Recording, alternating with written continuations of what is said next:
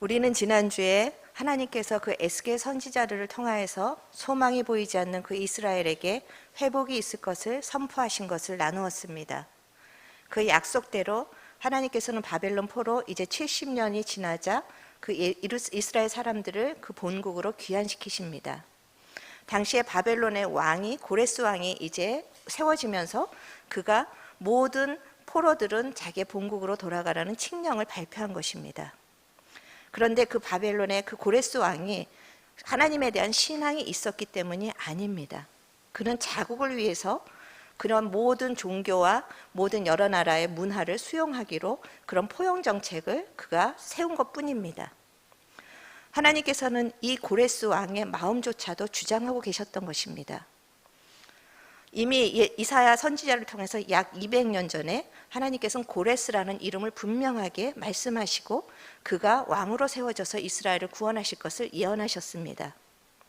그렇게 보면 하나님께서 그 모든 역사까지도 움직이고 계신다라는 것을 우리는 그것을 통해서 알 수가 있습니다.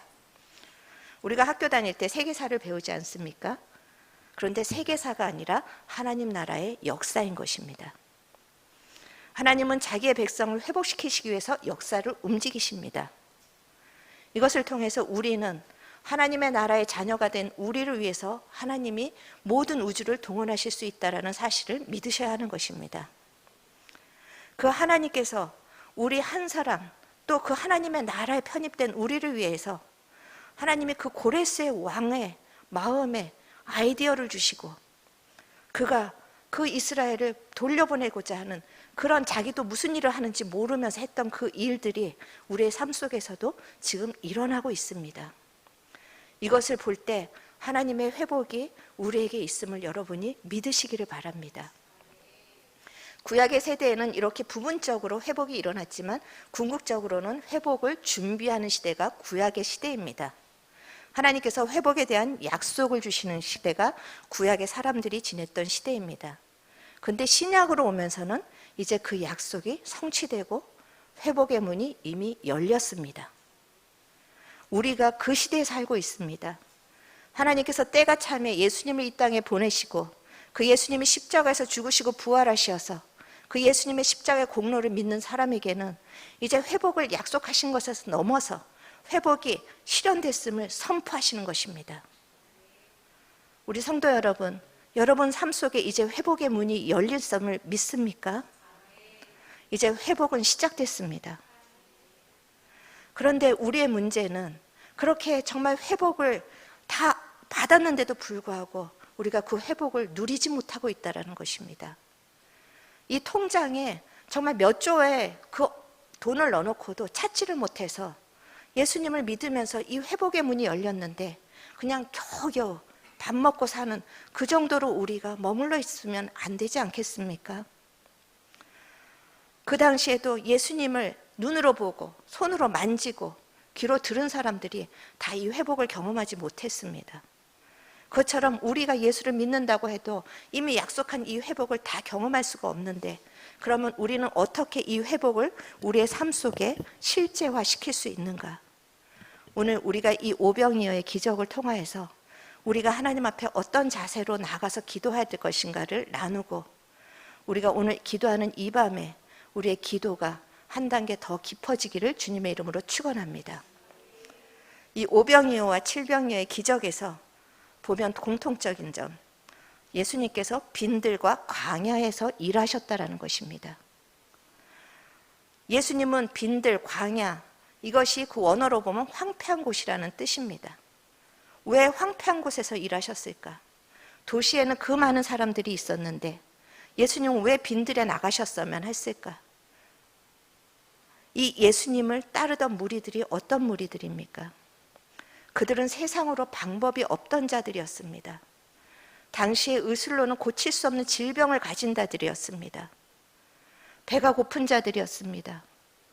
그들은 예수님이 광야로 갈지라도 예수님을 따라갈 수밖에 없었던 무리들입니다. 그만큼 세상에서 그들은 절박한 자들이었습니다.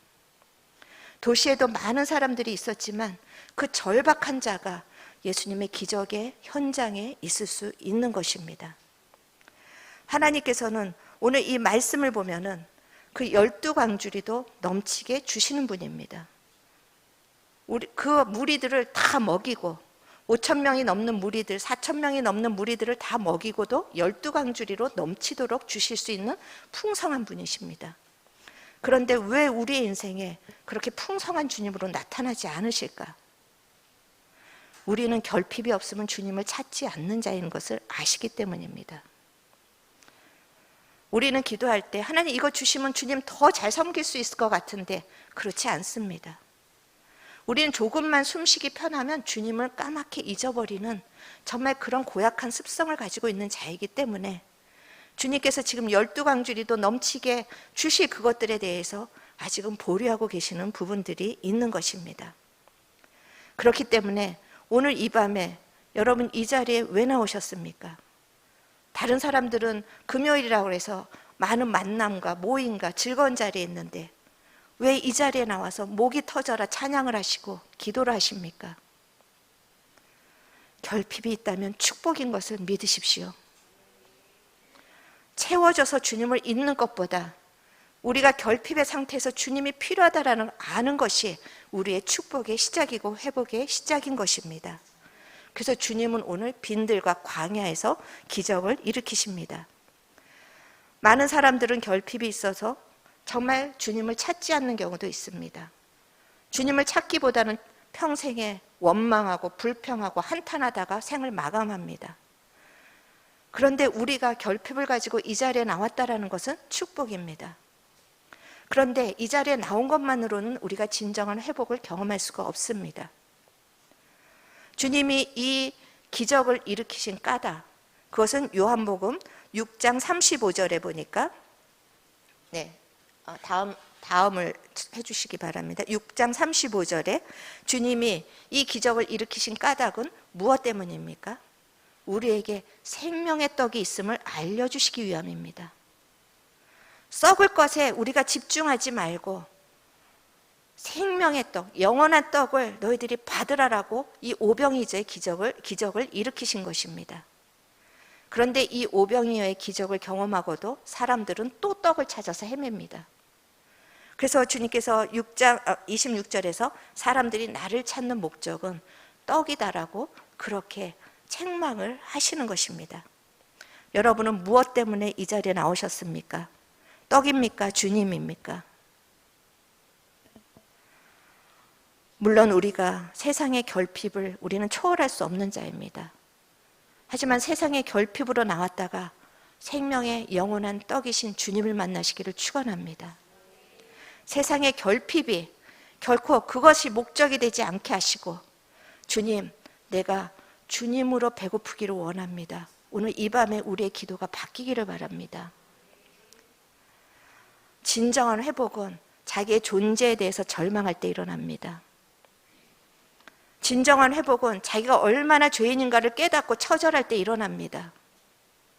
그렇기 때문에 우리가 세상의 결핍, 떡이 없고 건강이 없고 사람이 없고 명예가 없고 그럴지라도 그 결핍에서 일어나는 우리의 죄를 들고 우리의 약함을 들고 주님 앞에 나가시기를 바랍니다. 그 결핍 때문에 원망하고 불평하는 우리의 모습을 갖고 주님 앞에 나가시기를 바랍니다. 그것이 주님께서 원하시는 기도입니다. 그래서 주님께서 원하시는 기도, 우리의 심령이 빈들이 되는 것이고 두 번째는 우리의 연약한 모습 그대로 들고 나가는 것입니다. 우리는 이 땅을 무시하며 살 수 있는 사람이 아닙니다. 우리는 죄송하지만 우리가 생각하는 것보다 성도님들이 생각하는 것보다 훨씬 더 저차원의 사람들입니다. 저도 포함입니다. 자신을 굉장히 영적인 사람으로 생각하시는데 우리는 영적인 사람이 아니라 육적인 사람입니다. 여전히 영이 거듭남에도 불구하고 육적인 거에 관심이 많습니다. 주님이 알고 뽑으신 제자들도 마찬가지였습니다. 오늘 그 34절에 보니까 주님이 열심히 가르치고 계십니다. 무엇을 가르치셨겠습니까? 세상에 잘 사는 방법을 가르치셨겠습니까? 하나님의 나라를 가르치고 계셨을 것입니다. 그리고 동일한 본문 마태복음에 보면 14장에 병든 자들을 고치고 계셨다고 합니다. 지금 주님이 자기를 찾아온 무리들을 불쌍히 여기셔서 하나님의 나라를 가르치시고 병든 자를 고치고 계시는데 갑자기 제자들이 영적인 흐름을 끊어버립니다. 고작 한 끼인데 배가 고프다라는 것입니다. 많이 굶은 것도 아닙니다. 아니, 이제 저녁이 돼서 밥을 먹어야 되는데 어떡합니까? 그들은 영적인 것보다는 육적인 거에 더 관심이 있었습니다. 그리고 오병이어와 칠병이어의 기적을, 놀라운 기적을 경험했음에도 불구하고 바로 이 마가복음 8장 뒤에 가면은 예수님께서 헤롯의 누룩을 조심하라고 하셨을 때 그것을 이해하지 못하고 떡이 없나 보다, 그렇게 또 반응을 합니다. 온통 생각과 마음이 육적인 것에 가득 찼기 때문에 주님이 아무리 영적인 것을 말씀하셔도 이 영적인 것들이 입력되지도 않고 열리지도 않습니다. 정직하게 저도 이 수준입니다. 성도분들도 이 수준 아닙니까? 차라리 우리 실력 없는 거 딱 까놓을 때 편하게 우리가 기도할 수 있습니다. 너무 우리 고상한 척하지 말고, 너무 영적인 척하지 말고 그냥 너나 나나 거기서 거기지, 우리 이렇게 육적인 사람밖에 안 되고 여전히 이렇게 약하다라고 있는 모습 그대로 제자들과 같이 영적인 흐름을 끊을지라도 주님, 먹을 게 필요합니다, 우리 지금 배고픕니다, 그렇게 차라리 나가시기를 바랍니다. 우리가 너희는 먼저 그의 나라와 그의 의를 구하라, 맞습니다. 그거는 우리가 구해야 될 방향성입니다. 그렇지만 우리의 실력은 아직 그 정도가 안 됩니다. 죄송합니다. 여러분 실력 아직 그 정도 안 됩니다. 그냥 좀 마음 편하게 구하십시오. 하나님의 나라와 의를 향해서 나가야 되지만 여전히 육적인 것에 관심 있는 나를 그냥 인정하고, 주님, 이 제자들처럼 저도 이 영적인 것보다는 아직 배고픔이 더 관심이 많습니다, 그렇게 나갈지라도 주님께서 오병이어의 기적을 일으키십니다. 그래서 오늘 기도하는 밤 여러분의 심령이 주님으로 인해서 메마를 뿐만이 아니라 여러분의 심령에 여러분을 다 비워내십시오. 여러분의 잘난 척 비워내십시오. 여러분의 된 척 다 비워내십시오. 강한 척 다 비워내십시오. 그리고 약할 때 찾아오시는 주님 만나시기를 주님의 이름으로 축복합니다. 그리고 마지막으로 우리가 다 비워낸 다음에 이제 모든 기도의 주도권을 주님께 이항해 드려야 합니다. 오늘 오병이어와 칠병이어의 사건에서 보면 주님은 동일한 방법으로 일을 하십니다. 그런데 차이점이 하나 있습니다. 오병이어의 기적에서는 제자들의 요청에 의해서 움직이십니다. 제자들이 우리 먹을 것이 없습니다. 그랬더니 너희가 줘라. 우리 못합니다. 그래, 내가 해줄게. 제자들이 요청해서 움직이십니다. 그런데 오늘 그 마가복음 8장에 있는 칠병이어의 기적을 보니까 제자들이 요청을 합니까? 아닙니다. 요청하기 전에 주님이 아셨습니다. 이들의 배고픔을 주님이 먼저 알아차리셨습니다. 그리고 주님이 먼저 제안을 하십니다. 이 사람들이 굶겨 집으로 보내면 길에서 기진할 것이니까 이제 이 사람들을 먹이겠다라고 주님이 먼저 제안하시는 것입니다. 그런데 저는 제자들이 참 기특합니다. 한 끼도 못 굶어가지고 그 중요한 영적인 흐름을 끊더니 오늘은 3일이나 굶었는데도 묵묵하고 가만히 있습니다. 또 이 바로 뒤에 엉뚱한 소리를 할지라도 그래도 조금 발전하지 않았습니까? 우리도 그렇게 발전합시다. 그냥 있는 모습 그대로 나가서 발전합시다. 주님께서는 이 오병이어와 칠병이어의 기적을 통해서 우리에게 선포하십니다. 염려하지 말아라. 너희들이 있어야 될 것은 너희들이 구하기 전에 내가 줄 것이다. 그러니 염려하지 말고 나에게 너희들의 인생을 맡겨라. 나에게 너희들의 기도 제목을 맡겨라. 내가 일할 것이다. 그 주님 만나는 밤이 되시기를 바랍니다. 주님은 우리가 기도를 끈질게 한다고 듣는 것이 아닙니다. 마리아가 포도주가 떨어졌을 때, 잔치집에 포도주가 떨어졌을 때 포도주를 주십시오 하고 주님께 구하였더니 나와 무슨 상관이 있냐고 하면서 거절을 하십니다. 그런데 곧바로 그것이 10분 후인지 20분 후인지 30분 후인지는 알지 못하겠습니다. 근데 곧바로 포도주를 내십니다. 왜 그렇게 하셨습니까? 이왕 주실 거 마리아가 요청했을 때 주시면 좋았을 것을. 주님은 마리아의 요청에 움직이시는 분이 아니십니다. 내 때가 아직 안 되었다. 1분 후라도 주님의 때가 되면 움직이십니다. 우리가 아무리 주님의 때를 움직이려고 정말 울부짖고 그 때를 당기려 할지라도 주님의 때에 주님이 일하실 것입니다. 그래서 이제 우리가 우리의 문제를 들고 정직하게 나오지만 그 응답의 때를 주님께 맡기시기를 바랍니다. 그 응답의 방법을 주님께 맡기시기를 바랍니다. 이렇게 우리가 이 기도의 자리에 나왔는데 이왕이면 하늘의 문을 여는 기도를 하면 좋지 않겠습니까? 영이 열리는 기도, 그것은 물론 체험도 있을 수 있습니다. 하지만 신비한 체험을 하고 환상을 보고 이게 영이 열리는 것이 아니라 주님을 만나는 것이 영이 열리는 것입니다. 우리가 기도할 때 정말 염려하지 말라 하신 주님을 만났으면 영이 열리시는 것입니다. 우리가 기도할 때 메마른 심령이 돼서 주님 아니면 죽겠습니다. 이미 영이 열리신 것입니다. 우리는 이 오병이어를 정말 이 사건, 칠병이어의 사건을 통하여서 이 모든 것들을 주님의 손에 맡기고 감사로 나아가시기를 바랍니다. 주님이 그 결핍을 정말 그 손에 들고 오병이어의 그 보잘것없는 것을 손에 들고 감사의 기도를 드리셨던 것처럼 염려로 나갔다가 감사로 바뀌기를 원합니다.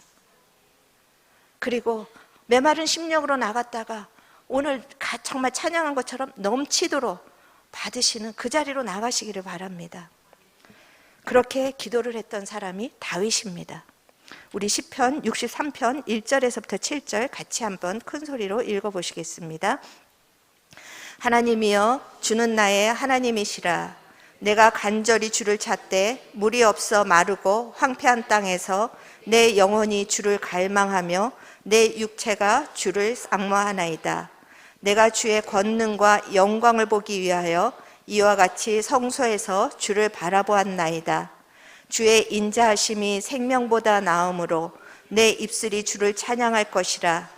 이러므로 나의 평생에 주를 송축하며 주의 이름으로 말미암아 나의 손을 들리이다. 골수와 기름진 것을 먹은과 같이 나의 영혼이 만족할 것이라. 나의 입이 기쁜 입술로 주를 찬송하되 내가 나의 침상에서 주를 기억하며 새벽에 주의 말씀을 작은 소리로 읊조릴 때에 하오리니 주는 나의 도움이 되셨음이라. 내가 주의 날개 그늘에서 즐겁게 부르리이다. 아멘.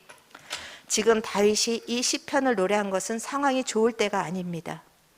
아들이 반란을 일으켜서 그가 지내던 왕궁에서 쫓겨나서 도망자 신세일 때 지은 시입니다. 시가 아니라 기도입니다. 사람이 어렵다가 어릴 때부터 정말 그냥 어려웠으면 그냥 거기에 익숙하게 삽니다. 그런데 정말 높은 곳에 있다가 떨어지면 그것이 더 힘들 때가 있습니다.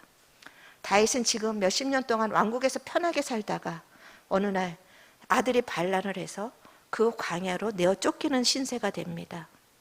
가정은 풍지박산이 났습니다. 다윗이 기뻐할 것이 무엇이 있겠습니까? 그래서 그의 심령을 1절에 그렇게 표현을 합니다.